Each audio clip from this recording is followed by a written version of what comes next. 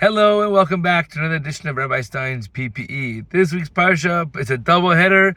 Acharei Mos-Kedoshim talks about after the post the death of Aaron's two sons. He has four sons, but these are two sons that pass away.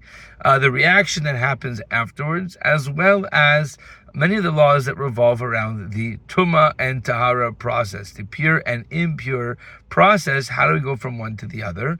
As well as Kedoshim tells us all about the actions that brings one to being in a state of holiness, and the opposite is true.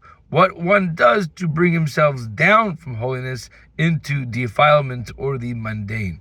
And they're all very, very worthwhile parshios to understand the full depth of them all. There's lots to unpack and lots to delve into. But there's one particular topic or theme that I want to touch upon for this week in particular. And that is in the Parsha Kedoshim TU. The Torah defines all these actions that if you take them, there's a certain punishment, there's a certain stain it puts on one's neshama, and then it also talks about the tahara process or the tshuva process within. And it's so interesting to know because we live in a day and age where we are almost always judged by our actions and our reputation and the infamy or fame or notoriety that comes along with all of that. There's a lot of baggage, and sometimes that baggage is very hard to unload or to unpack and to get rid of. Yet the Torah tells us very, very clearly, actually on a number of different times, in a number of different parshos as well, when someone goes from a state of holiness to that of defilement, that of sanctity, into impure or mundane, there is a process. There's tshuva.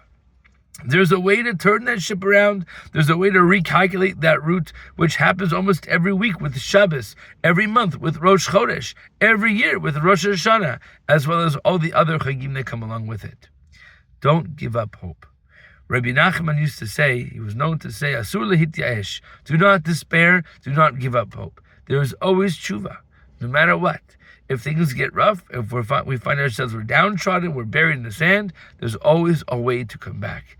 With that, Shabbat Shalom. Till next time, if you're in Toronto, go Leafs fever, and hopefully we'll be able to share some good news the next upcoming week. Shabbat Shalom, all the best.